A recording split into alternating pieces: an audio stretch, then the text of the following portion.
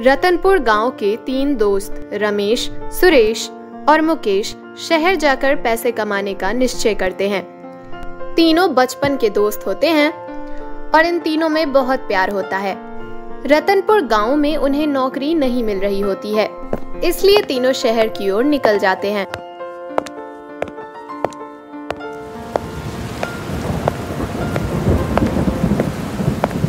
चार दिनों तक लगातार बारिश होने से बहुत से लोगों का बहुत नुकसान हो गया है।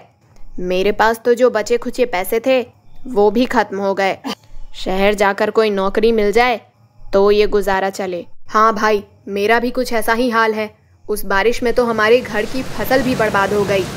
अब घर पर खाने की भी किल्लत होगी। बारिश में तो मेरा आधा घर ही ढह गया। मेरे माता पिता इस इंतजार में हैं कि मैं शहर से कुछ पैसे कमा कर लाऊंगा तो घर को वापस से बनवा लूंगा। वो तीनों चलते चलते एक नदी के सामने पहुंच जाते हैं। उस नदी के ऊपर एक पुल बना था, पर बारिश ज्यादा होने के कारण पुल टूट गया था। अरे भाई, ये पुल तो टूट गया है। शहर तो नदी के उस पार है। अब हम नदी कैसे पार करेंगे? हाँ, यहाँ तो कोई नाव भी नजर नहीं आ रही और हमारा शहर जाना भी जरूरी है। अब हम क्या करें? क्या हमें तैरकर नदी पार करनी होगी? मुझे तो कोई और रास्ता नहीं दिखता। लगता है हमें तैर कर ही नदी पार करनी होगी, पर बारिश के कारण नदी में पानी भी बहुत ज़्यादा है, इसलिए हमें बहुत सावधानी बरतनी होगी। रमेश, सुरेश और मुकेश उस नदी में कूद जाते हैं। नदी में पानी बहुत ज़्यादा होता है, इस वजह से उन्हें बहुत परेशानी होती है और जान का खतरा होता है। बड़ी मुश्किल से वो तीनों दूसरी छोर तक पहुंचते हैं। वहां पहुंचते ही सुरेश के हाथ में एक चिराग होता है। सुरेश, ये तेरे हाथ में क्या है? तुझे ये नदी में मिला क्या? हाँ यार, तैरते वक्त ये चीज मुझसे टकराई तो मैं इसे लेकर आ गया। ये देखने में तो किसी चिराग की तरह लग रहा है। क्या हम इसे बेचकर पैसे कमा सकते हैं? ये तो अलादीन के चिराग की तरह लग रहा है। सुरेश, रगड़ के देख, शायद इससे जिन बाहर आ जाए। सुरेश उस चिराग को रगड़ता है और उसके अंदर से सच में एक जिन बाहर आ जाता है, जिसको देखते ही सुरेश, मुकेश और रमेश के होश उड़ जाते हैं। जिसने मुझे बाहर निकाला उसका भला हो। इतने दिनों से उस नदी में मुझे बहुत ठंड लग रही थी और बाहर निकलने का जी कर रहा था, पर कोई मिल नहीं रहा था। हुकुम मेरे आका, मैं आपकी क्या सेवा करूं? सुरेश, मुकेश और रमेश एक दूसरे को देखने लगते हैं और फिर जिन की तरफ अविश्वासी आंखों से देखते हैं। अरे आप लोग बस मुझे देखते रहेंगे या कुछ कहेंगे भी? हुकुम करिए, आपका हुकुम मेरे सिर आंखों पर। तुम हमारे लिए क्या क्या कर सकते हो? जो आप बोलेंगे वो सब कुछ, पर हाँ, कोई गलत काम नहीं करता मैं। हम सब शहर जाकर पैसे कमाना चाहते हैं, उसमें क्या तुम उसमें हमारी मदद कर सकते हो?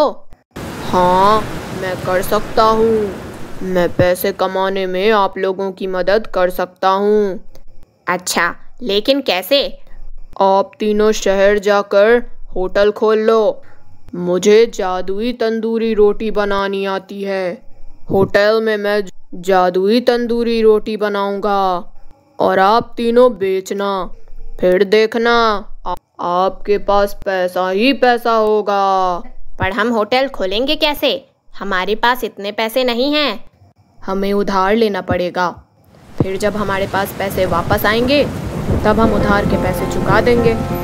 रमेश, सुरेश और मुकेश जिन को लेकर शहर पहुंच जाते हैं। वहां पर उधार के पैसे से एक होटल खोलते हैं। उस होटल का नाम जिन खाना रखते हैं और उसकी स्पेशलिटी तंदूरी रोटी होती है। जिन जो भी तंदूरी रोटी बनाता वो बहुत ही स्वादिष्ट होती और लोगों को बहुत पसंद आती। कुछ ही दिनों में उनका होटल बहुत तरक्की कर लेता है और उनकी अच्छी कमाई होने लगती है। उनके होटल पर तंदूरी रोटी खाने के लिए लोगों की भीड़ लगने लगती है। जिन, तुमने तो हमारी जिंदगी बदल दी। तुम्हारी जादुई तंदूरी रोटी तो लोगों को बहुत पसंद आई। तंदूरी रोटी में अलग ही जादू है। हम तुम्हारा एहसान कभी नहीं भूलेंगे। क्या तुम हमें अपनी तंदूरी रोटी का राज बता सकते हो? मेरे आका, ये हम जिन लोगों की सीक्रेट रेसिपी है।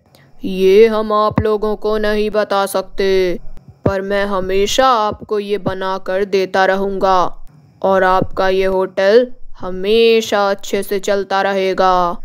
होटल चलते हुए 1 साल हो जाता है। रमेश, सुरेश और मुकेश के होटल के सामने बहुत पहले से ही एक धीरज का होटल था। उसके मालिक का नाम धीरज था। पहले धीरज का होटल अच्छा चलता था, लेकिन जब से रमेश, सुरेश और मुकेश ने अपना तंदूरी रोटी स्पेशल होटल खोला, तब से धीरज का होटल चलना बंद हो गया।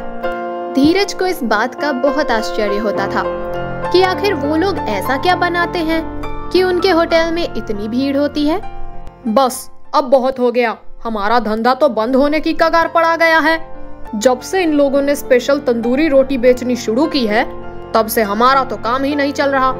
आखिर ये लोग ऐसा क्या स्पेशल बनाते हैं कि इनकी तंदूरी रोटी इतनी बिकती है और लोगों को इतनी पसंद है।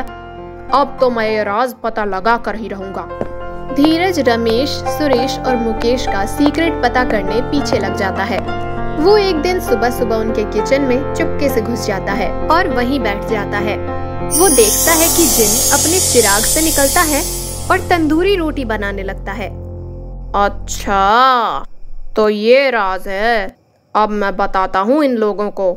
इनका जादुई जिन ही मैं चुड़ा लूंगा, फिर वो मेरा हुक्म मानेगा और मैं भी बहुत अमीर बन जाऊंगा।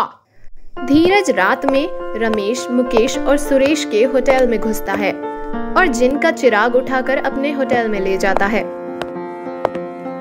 अब आएगा ना मजा। धीरज चिराग को जोर से रगड़ता है, पर उसमें से जिन निकलने की जगह चिंगारी निकलती है और उसका होटल जलने लगता है। धीरज डर जाता है और उस चिराग को वहीं पर गिराकर दौड़कर रमेश, सुरेश और मुकेश के होटल में जाता है। बचाओ बचाओ, आग आग आग, बचाओ। रमेश, सुरेश और मुकेश उठकर आते हैं और धीरज के होटल में पानी मारने लगते हैं, पर उस पानी से होटल की आग बुझने का नाम ही नहीं ले रही होती है। मुकेश धीरज से कहता है, अरे भाई धीरज, किस चीज से ऐसी आग लग गई है जो बुझने का नाम ही नहीं ले रही? आग तो देखने में बड़ी अजीब लग रही है। धीरज के पास अब सच बोलने के सिवा और कोई रास्ता नहीं बचता। वो तीनों को सारी बातें सच सच बता देता है कि उसने उन लोगों का चिराग चोरी कर लिया था। वो तीनों ये बात समझ जाते हैं कि जिन नाराज हो गया है, इसलिए धीरज के होटल को जला रहा है। धीरज भाई, हमने तुमसे ये उम्मीद नहीं की थी। चोरी करने का यही सबक होता है। रुको, मैं जिन्न को शांत करने की कोशिश करता हूँ।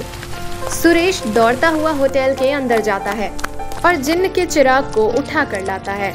उसे अपने हाथों में रखकर वो जिन्न को मनाने की कोशिश करता है और उसे शांत होने को कहता है। सुरेश की बात सुनकर जिन्न शांत हो जाता है और धीरज के होटल की आग बुझ जाती है। जिन्न वापस अपने चिराग में आ जाता है और उस चिराग को सुरेश ले जाकर अपने होटल में रख देता है।